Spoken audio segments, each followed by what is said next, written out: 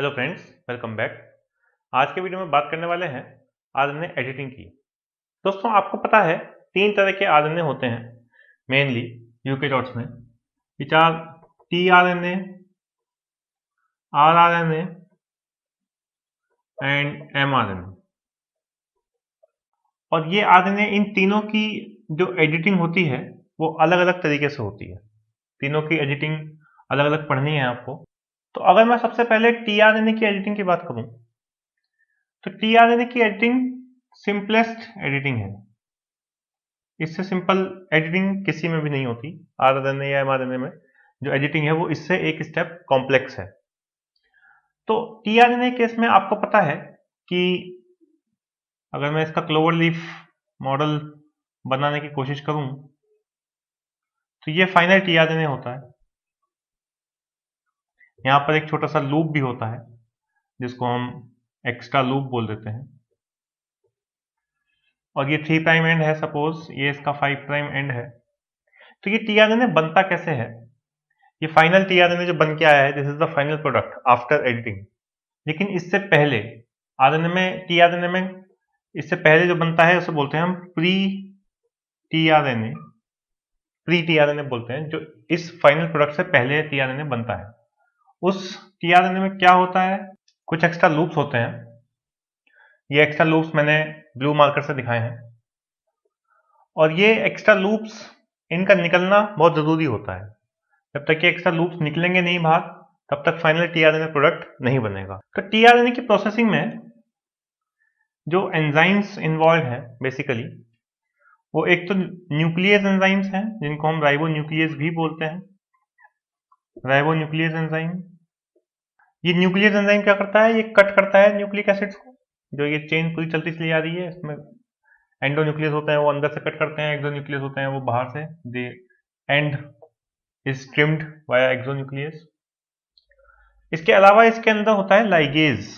जो दूसरा एंजाइम होता है वो होता है लाइगेज। तो ये क्या क्या काम करते हैं अभी देखते हैं हम इसको। तो सबसे पहले इस एंड पर आता है ribo nucleus P. Ribo nucleus P यहां से कट करेगा, और कट करने के बाद ये जो पोर्शन है इसको अलग निकाल के फेंक देगा। मान लेते हैं कि ये इसका 5 प्राइम एंड था, ये इसका 3 प्राइम एंड था। तो अब जब ये कट कर देगा तो इसके बाद जो आपके पास आरएनए बनेगा उसमें इसका, इस वाले का ये वाला 5 प्राइम एंड होगा, और इसका ये वाला 3 प्राइम एंड होगा।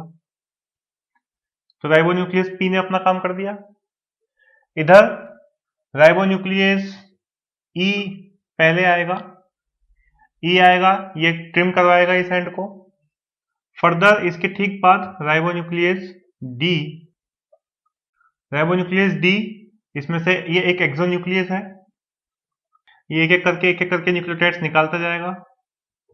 तो जितने भी न्यूक्लियोटाइड्स हैं वो सारे बाहर निकल जाएंगे। तो यहां से इसका एक एंड बन जाएगा जिसको हम बोल देंगे, ये इसका 3 प्राइम एंड बन गया, ये इसका 5 प्राइम एंड, और ये वाले न्यूक्लियोटाइड्स अलग अलग करके बाहर निकल जाएंगे। सो this is the structure of tRNA जो भी बना है with the help of ribonuclease P जिसने इसका 5 प्राइम एंड जनरेट करवाया, राइबोन्यूक्लियस ई जिसने इधर से 3 प्राइम एंड जनरेट करवाया था, और उसके बाद राइबोन्यूक्लियस डी जिसने इस 3 प्राइम एंड की ट्रिमिंग करी, और फाइनली 5 प्राइम और 3 प्राइम एंड्स जनरेट हुए। लेकिन यहां पर बात पूरी नहीं हुई। इसके बाद एक और एंजाइम आता है जो इस 3 प्राइम एंड पर, अगर आपको टीआरएनए का स्ट्रक्चर याद हो तो आपको पता लगेगा कि हर एक टीआरएनए के 3 प्राइम एंड पर एक सीक्वेंस होता है जिसे हम बोलते हैं सीसीए सीक्वेंस। ये टीआरएनए हमेशा सीसीए सीक्वेंस से ही स्टार्ट होता है। मैं दोबारा से यहाँ पर क्लोवर लीफ स्ट्रक्चर बना रहा हूं। इस तरीके से होता है 5 प्राइम और 3 प्राइम एंड। हमेशा ये स्टैगर्ड एंड्स होते हैं, ब्लंट कट नहीं होता, स्टैगर्ड कट होता है। यहाँ पर ये ऊपर की तरफ निकला हुआ होता है 3 प्राइम एंड, 5 प्राइम एंड थोड़ा नीचे से स्टार्ट होता है। कहने का मतलब कि यहां पर ये ब्लंट एंड कट बन भी गया तो उसके बाद सीसी रेसिड्यू आकर के अलग से ऐड होगा। तो दोस्तों ये स्ट्रक्चर था, और इस स्ट्रक्चर के ऊपर CCA रेसिड्यू आकर के ऐड हो जाएगा, और इस एडिशन के पीछे जो एंजाइम रिस्पॉन्सिबल है वो है tRNA न्यूक्लियोटिडाइल ट्रांसफरेज। तो ये एंजाइम ये CCA रेसिड्यूज को ला करके इसके ऊपर ऐड कर देगा। दोस्तों उसके बाद एक और एंडोन्यूक्लियस आएगा।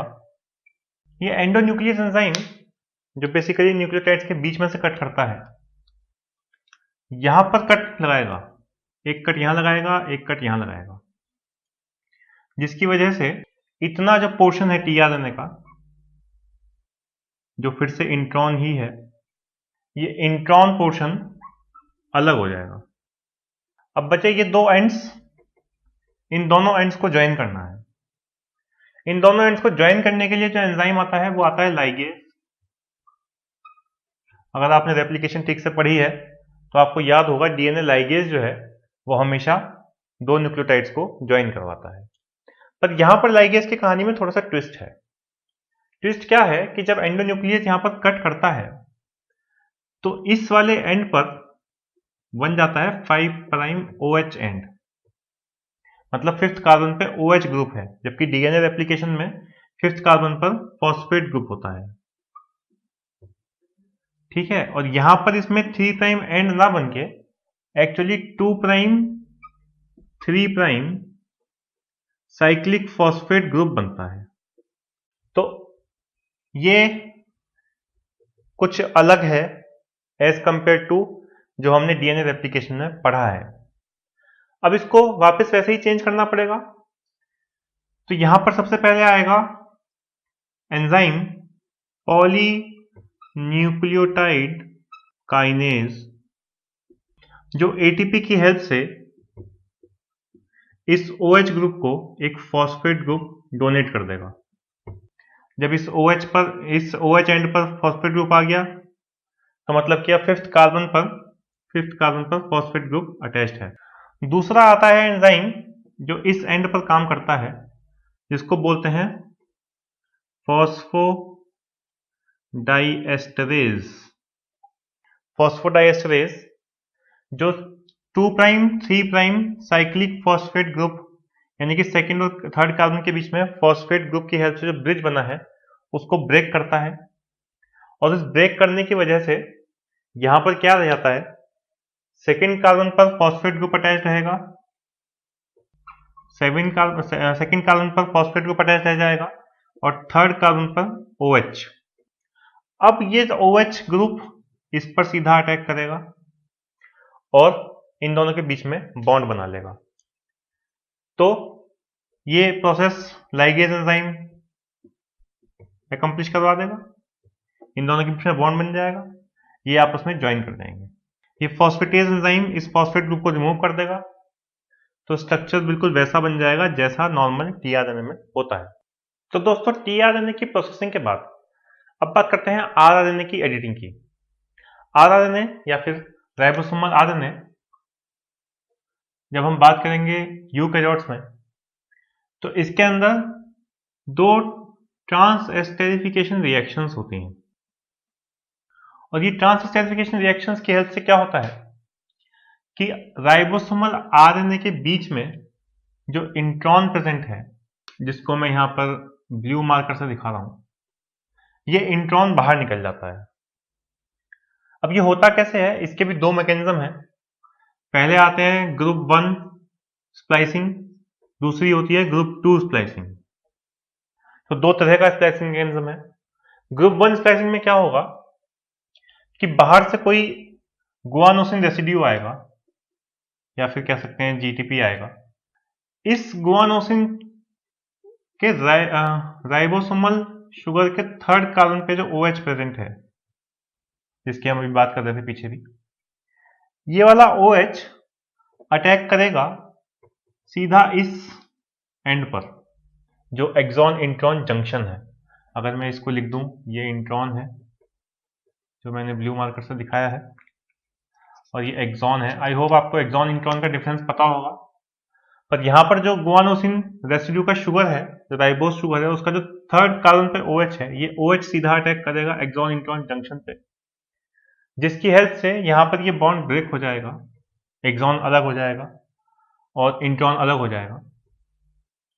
और यहां पर अब इस एंड पर एक OH जनरेट हो जाएगा और ये जो गुआनोसिन रेसिड्यू है ये जाकर के अटैच हो जाएगा इस इंट्रॉन के एंड से। अब दोबारा से ये वाला जो OH है ये सीधा अटैक करेगा इंट्रॉन के दूसरे एंड पर। बिल्कुल सिंपल मैकेनिज्म है, ये ट्रांस स्टेरिफिकेशन रिएक्शन है।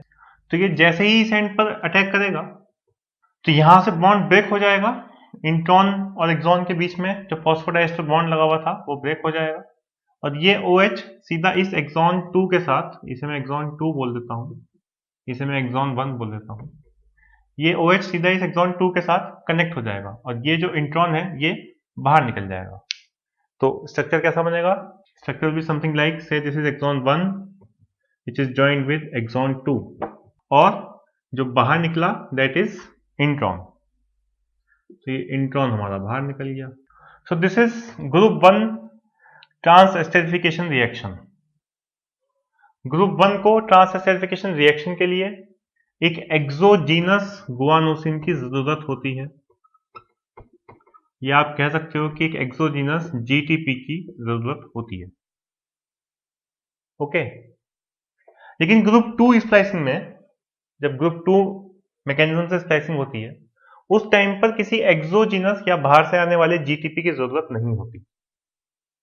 तो उसकी स्प्लाइसिंग कैसे चलेगी? अब जो ग्रुप 2 की स्प्लाइसिंग होती है उसमें किसी एक्सोजीनस GTP की जरूरत तो है नहीं, लेकिन होता बिल्कुल वैसे ही है। There are 2 transesterification reactions. Internally इस सीक्वेंस में एक एडेनिन रेसिड्यू होता है और इस एडेनिन रेसिड्यू का ऑब्वियसली जो थर्ड कार्बन है वो तो फॉस्फेट के साथ अटैच होगा, क्योंकि 5' to 3' बॉन्ड बनता है फॉस्फोडाइस्टर बॉन्ड। लेकिन इस एडेनिन का ये जो सेकंड कार्बन पे OH है ये फ्री है, ठीक है। ये OH सीधा अटैक करेगा यहां, ये OH यहां अटैक करेगा तो बिल्कुल ये एक्सॉन अलग हो जाएगा और अब जो स्ट्रक्चर बनेगा उसमें ये वाला एंड, इंट्रॉन का ये वाला एंड इस OH के साथ कनेक्ट हो जाएगा। तो कैसा स्ट्रक्चर बनेगा? कुछ कुछ इस तरह का, क्योंकि इस OH ने इस एंड के साथ बॉन्ड बना लिया और इस एंड पर एक OH जनरेट हो गया। This is first transesterification reaction. और इस तरह का जो स्ट्रक्चर बना, जैसे आप इस तरह की शेप में देख रहे हो, इसको बोलते हैं लैरिएट लाइक स्ट्रक्चर, लैरिएट स्ट्रक्चर।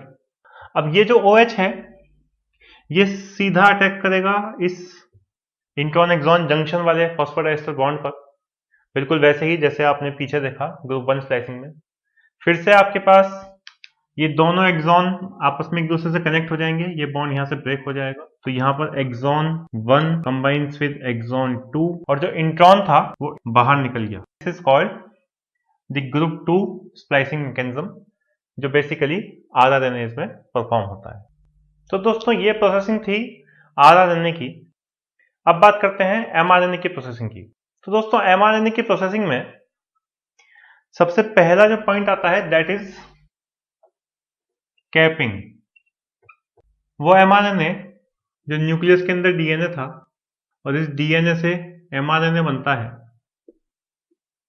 इस mRNA के दो एंड्स होते हैं, एक 5' एंड एक 3' एंड, और इसके 5' एंड पर एक कैप लगती है जिसका नाम है 7-मिथाइल गुआनोसिन कैप। जिस टाइम DNA से RNA बन रहा है और जब लगभग इस RNA के 30 न्यूक्लियोटाइड्स बन जाते हैं, अभी RNA की ट्रांसक्रिप्शन कंटिन्यूएशन में है, ट्रांसक्रिप्शन पूरी नहीं हुई, 30 न्यूक्लियोटाइड्स सिंथेसाइज हो गए, बाकी की RNA इस DNA के साथ अटैच्ड है उसी ट्रिपलेट स्ट्रक्चर में जिसमें एक ट्रांसक्रिप्शन बबल बना हुआ था। तो इसके 5' एंड पर जो भी न्यूक्लियोटाइड प्रेजेंट होगा उस सपोज मैं इसको मान लेता हूं न्यूक्लियोटाइड 1, ये न्यूक्लियोटाइड 2 है, इसके आगे न्यूक्लियोटाइड 3 है और ऐसे चलता जा रहा है न्यूक्लियोटाइड 30 तक, और इसके आगे ये अटैच है DNA के साथ। तो ऑब्वियसली इस न्यूक्लियोटाइड के इस वाले एंड पर 3 फॉस्फेट ग्रुप होंगे जिनको हम बोलते हैं अल्फा, बीटा और गामा फॉस्फेट, और इसके साथ आकर के अटैच्ड हो गई एक GTP मॉलिक्यूल। तो मैं इस गुआनिन जीटीपी मॉलिक्यूल को लिखता हूं जी, जिसके साथ 3 फॉस्फेट ग्रुप्स अटैच्ड हैं।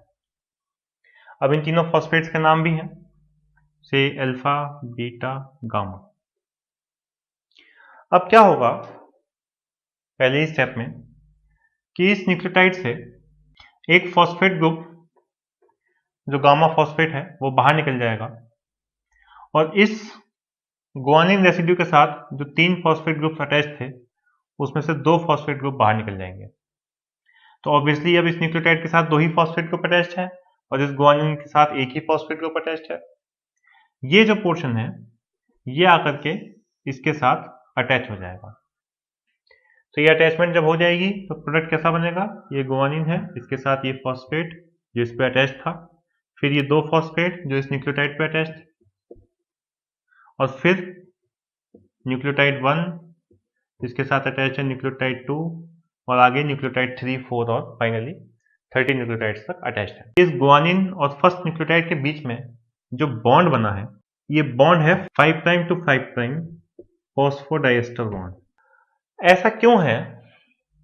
सिंपल सी बात है, आपके पास जो एंजाइम्स थे जिनको हम डीएनए पॉलीमरेज 1 बोलते हैं, इसके पास 5' to 3' एक्सोन्यूक्लियस एक्टिविटी होती है या फिर इसके पास 3' to 5' एक्सोन्यूक्लियस एक्टिविटी भी होती है, लेकिन ऐसा कोई एंजाइम नहीं है जिसके पास 5' to 5' एक्सोन्यूक्लियस एक्टिविटी हो। तो जब 5' to 5' एक्सोन्यूक्लियस एक्टिविटी नहीं है, मतलब कि ये वाला जो बॉन्ड है इसको ब्रेक नहीं किया जा सकता। कोई ऐसा एंजाइम नहीं आएगा जो इस बॉन्ड को ब्रेक करेगा। जब ये बॉन्ड ब्रेक नहीं होगा तो ये वाला जो एंड है आरएनए का, जो ये आरएनए चल रहा था, इस आरएनए का ये 5' एंड है, ये अब सेफ हो गया। इसके ऊपर एक ऐसी कैप लग गई कि अब कोई भी एंजाइम आकर के इस पे अटैक नहीं कर सकता। दूसरा सवाल आता है कि इसको 7 मिथाइल क्यों बोला? सिंपल है, क्योंकि जो ये गुआनिन रेसिड्यू है, इस गुआनिन रेसिड्यू के 7th कार्बन पे, या कहना चाहिए 7th पोजीशन पे, अगर ये मैं सिंपल पिरिमिडिन का स्ट्रक्चर बना रहा हूं, पूरी डिटेल में नहीं जा रहा, से this is first, second position, third, fourth, ये 5th है, फिर ये 6th है, 7th, 8th और 9th। ये जो 7th पोजीशन है, इस 7th पोजीशन पर आकर के अटैच हो जाएगा एक मिथाइल ग्रुप। ओके, जब इसकी 7th पोजीशन पर मिथाइल ग्रुप आकर के अटैच हो गया तब इसको बोलते हैं हम 7 मिथाइल गुआनोसिन। तो ये वाला जो गुआनिन यहाँ पर जीटीपी की फॉर्म में आकर के अटैच हुआ था, इस गुआनिन पर आकर के ऐड हो जाता है ये मिथाइल ग्रुप। दोस्तों दूसरा आता है, पहला हो गया कैपिंग, दूसरा आता है पॉलीएडेनाइलेशन। आपको पता है कि mRNA के 3' एंड पर पॉली ए टेल अटैच होती है, बिल्कुल सिंपल, सबको याद होता है। ये इसका अगर 3' एंड है तो यहाँ पर बहुत सारे ए रेसिड्यूज अटैच हो जाएंगे, लेकिन ये ऐसे ही नहीं होते, इसके अटैच होने के पीछे भी एक कहानी है। क्या कहानी है? तो ट्रांसक्रिप्शन आगे बढ़ती जाती है, ट्रांसक्रिप्शन का जो एंड होता है, जो टर्मिनेशन साइट होती है, वो काफी आगे होती है। बीच में एक सीक्वेंस आता है यहाँ पे, जो कंसेंसस सीक्वेंस है, ये सीक्वेंस आता है, मैं अभी इसको मिटाऊंगा। यहाँ पर एक सीक्वेंस आएगा जिस सीक्वेंस को बोलते हैं AAU-AAA। ये कंसेंसस सीक्वेंस है, ये बड़ा इंपॉर्टेंट है। इस सीक्वेंस के 30 न्यूक्लियोटाइड्स आगे एक और सीक्वेंस होता है, CA सीक्वेंस, साइटोसिन एडेनिन।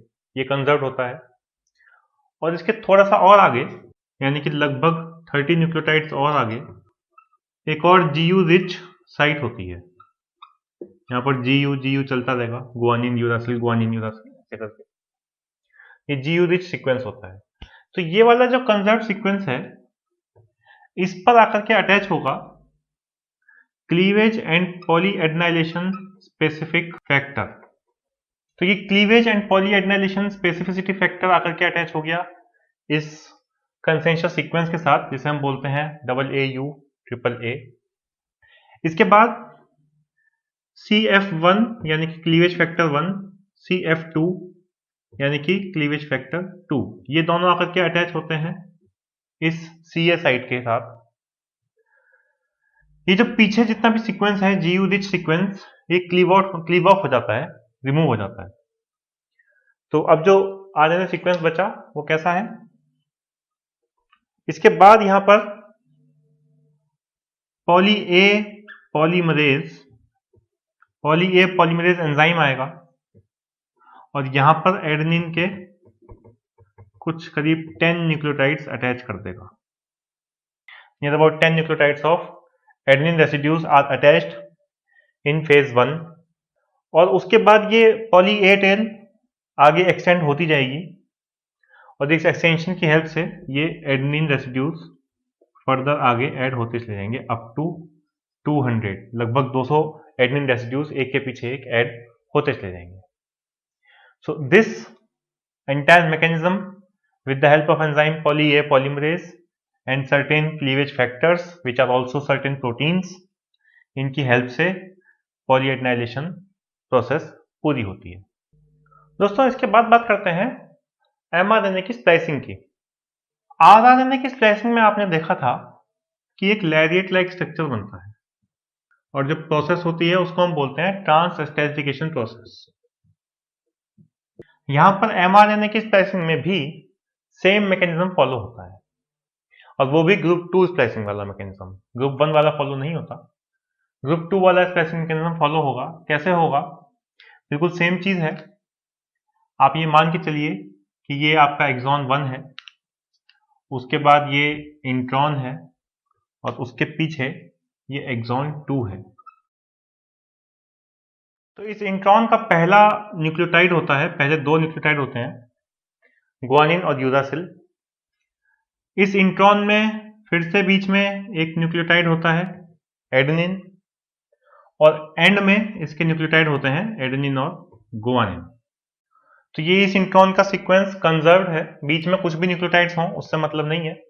पहले 2 न्यूक्लियोटाइड्स होंगे ग्वानिन यूरासिल, बीच में होगा एडेनिन, लास्ट में एडेनिन और गुआनिन। और फिर से इस एडेनिन का जो 2' OH है, जो सेकेंड कार्बन पे OH है, जैसे आपने अभी देखा था rRNA की स्प्लाइसिंग में, ये सीधा अटैक करेगा इस गुआनिन रेसिड्यू पे। यहां से ये बॉन्ड ब्रेक हो जाएगा जो फॉस्फोडाइस्टर बॉन्ड था, ये वाला एक्सॉन बाहर निकल जाएगा, अलग हट जाएगा इससे, ये एक्सॉन आ गया एक्सॉन 1। और ये वाला जो स्ट्रक्चर है जिसे हम इंट्रॉन बोल रहे हैं, ये फिर से एक लैरिएट लाइक स्ट्रक्चर बन जाएगा। ये एक लैरिएट लाइक स्ट्रक्चर बन गया। अब जो इसका OH है, जो इस एक्सॉन के एंड पे OH जनरेट हुआ था, ये अटैक करेगा यहां पर जो लास्ट इंट्रॉन का लास्ट न्यूक्लियोटाइड है और एक्सॉन का फर्स्ट न्यूक्लियोटाइड है, उनके बीच के फॉस्फोडाइस्टर बॉन्ड पे, और ये एक्सॉन अलग हो जाएगा। यहां पर ये एक्सॉन इसके साथ बॉन्ड बना लेगा, तो this becomes like this is exon 2 और यहां से ये एक्सॉन हट जाएगा, अलग हो जाएगा। तो यानी कि ये इंट्रॉन पोर्शन सेपरेट हो गया। तो this is how the intron is removed. यही मैकेनिज्म आपने rRNA की स्प्लाइसिंग में भी देखा था, यही मैकेनिज्म mRNA की स्प्लाइसिंग में भी चल रहा है। दिस इज अगेन ट्रांसएस्टेरिफिकेशन प्रोसेस, इसमें फिर से लैरिएट लाइक स्ट्रक्चर बन रहा है। दोनों बातें क्लियर हो गई। लेकिन इस पूरी स्प्लाइसिंग में कुछ प्रोटीन्स आते हैं, स्प्लाइसियोसोम्स हम बोलते हैं, स्प्लाइसियोसोम्स, जिनको हम बोलते हैं राइबोसोमल प्रोटीन्स, जिसके अंदर RNA का पीस भी होता है और कुछ प्रोटीन्स भी होते हैं। और इन राइबोसोमल प्रोटीन्स की हेल्प से, या कहना चाहिए स्प्लाइसियोसोम्स की हेल्प से ही mRNA की स्प्लाइसिंग हो पाती है। तो वो स्प्लाइसियोसोम्स क्या होते हैं वो भी देख लेते हैं। तो दोस्तों यहां पर देखिए, ये आपका पूरा RNA का स्ट्रक्चर है, मैंने इसको थोड़ा सा बड़ा कर दिया। ये एक्सॉन 1 है, एक्सॉन 2 है, बीच में इंट्रॉन है। इस इंट्रॉन पे सबसे पहले जो राइबोन्यूक्लियोप्रोटीन आकर के अटैच होगा, दैट इज U1। ये जो राइबोन्यूक्लियोप्रोटीन्स है, पहले इनके बारे में सुन लीजिए। U1, U2, U3, U4, U5 and U6, ये 6 तरह के राइबोन्यूक्लियोप्रोटीन्स होते हैं। सबसे पहले जो U1 राइबोन्यूक्लियोप्रोटीन है, ये आकर के अटैच होगा इस इंट्रॉन के 5' एंड पर। तो मैं यहां पर U1 बना देता हूं, ये U1 आ गया यहां पर। तो इस कॉम्प्लेक्स को बोलते हैं ई कॉम्प्लेक्स। इसके बाद सेकेंड स्टेप पर U2 राइबोन्यूक्लियोप्रोटीन आकर के अटैच होगा, लेकिन ये अटैच कहां पर होगा? जहां पर A प्रेजेंट है, एडेनिन जिसके साथ लैरिएट लाइक स्ट्रक्चर बनाना है इस इंट्रॉन को, वो U2 के साथ अटैच हो जाएगा। तो सेकेंड डायग्राम कैसे बनेगा? तो ये U2 कॉम्प्लेक्स आ गया, जहां पर एडेनिन रेसिड्यू था वहां पर U2 कॉम्प्लेक्स आ गया, और अब इस कॉम्प्लेक्स को बोलते हैं हम A कॉम्प्लेक्स। अब इसके बाद नेक्स्ट स्टेप पर ये दोनों एक दूसरे की तरफ अट्रैक्ट होंगे। ये U1 इधर की तरफ जाएगा, ये U2 इधर की तरफ आएगा, और इस अट्रैक्शन की वजह से इनके बीच में एक लूप बन जाएगा। ये लूप कैसा बनेगा? मैं ये मान लेता हूं कि ये कुछ इस तरह का लूप बन जाएगा।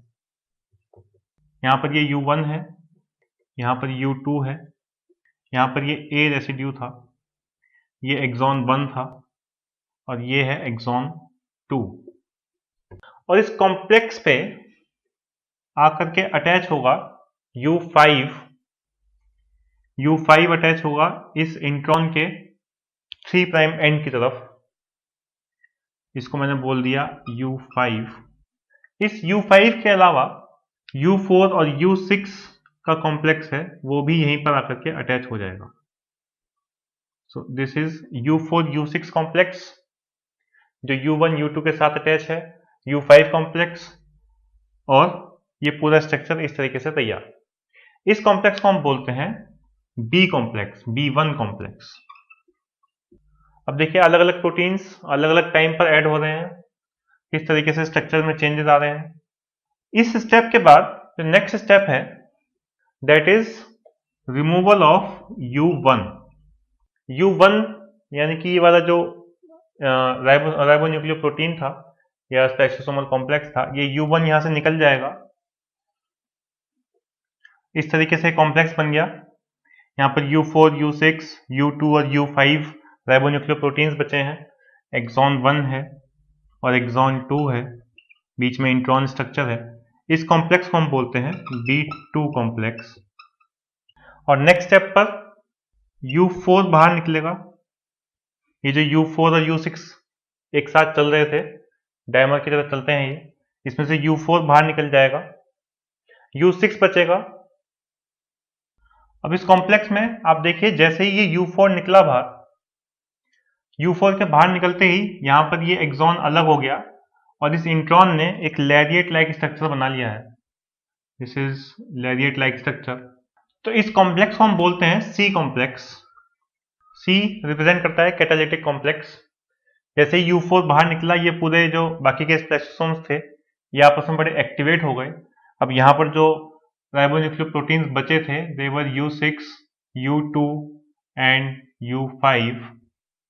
यही वाले राइबोन्यूक्लियोप्रोटीन्स बचे थे यहाँ पर। इस पूरे कॉम्प्लेक्स को बोल दिया C कॉम्प्लेक्स। और फर्दर ये पूरा लैरिएट लाइक स्ट्रक्चर, या जिसे कहना चाहिए इंट्रॉन, इन तीनों ही कॉम्प्लेक्सेस के साथ U2, U6, U2 and U5, इन तीनों के साथ ये बाहर निकल जाता है, और जो बचता है इधर वो 2 एक्सॉन बचते हैं, axon 1, axon 2।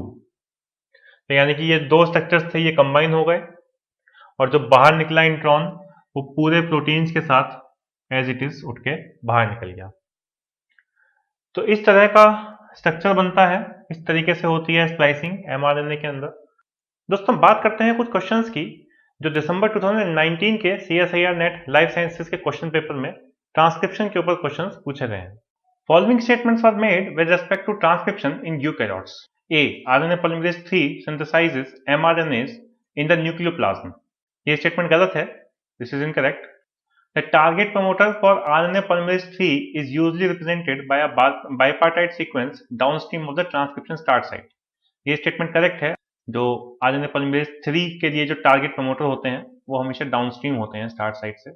Then the assembly factors TF3A and TF3C assist the binding of the positioning factor TF3B at the precise location.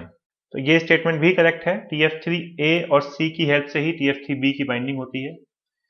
फिर D, TF3B is the last factor that joins the initiation complex, ये statement wrong है।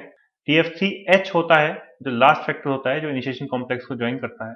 तो phosphorylated serine residue in the C-terminal domain of RNA polymerase II serve as the binding site for mRNA processing enzymes। तो ये statement correct है। ये C-terminal domain में ही कुछ serine residues होते हैं जिनके फॉस्फोराइलेशन की हेल्प से ही mRNA एंजाइम्स बाइंड कर जाते हैं। तो यहाँ पर B, C and E are correct options, यानी कि option 2 is the right answer. Then following statements were made about the post-transcriptional processing of RNA in eukaryotes. Soon after the transcription initiation, RNA polymerase II pauses 30 nucleotides downstream from the site of initiation until the cap structure is added to the 5' end of nascent pre-mRNA. ये statement correct है। जब RNA polymerase II की help से mRNA synthesise होता है तो करीब करीब 30 न्यूक्लियोटाइड्स सिंथेसिस होने के बाद सबसे पहले 5' एंड पे एक कैप स्ट्रक्चर ऐड होता है। The 5' splice sites are functionally divergent whereas the 3' sites are functionally equivalent। ये स्टेटमेंट रॉन्ग है, ऐसे कोई डाइवर्जेंट साइट्स नहीं होती। C, in addition to helping in recognition of the splice sites, the exon definition also functions as a splicing regulator by allowing pairing and linking of adjacent 5' and 3' splice sites। ये statement correct है। फिर D, the intron definition mechanism applies only to the larger introns and assists in achieving alternate splicing। ये गलत है statement. Intron definition smaller introns के लिए भी apply होती है। The splicing reactions carried out in vitro have revealed that the first and second transesterification reactions are reversible. ये statement correct है। जो ट्रांसएस्टरिफिकेशन रिएक्शंस होती हैं वो रिवर्सिबल होती हैं। दोनों ही फर्स्ट और second transesterification reactions both are reversible reaction. तो यहाँ पर A, C and E are correct options, यानी कि option 4 is the right answer. तो दोस्तों, this was about RNA editing. आज के वीडियो में इतना ही, फिर मिलेंगे अगली वीडियो में। तब तक के लिए नमस्कार।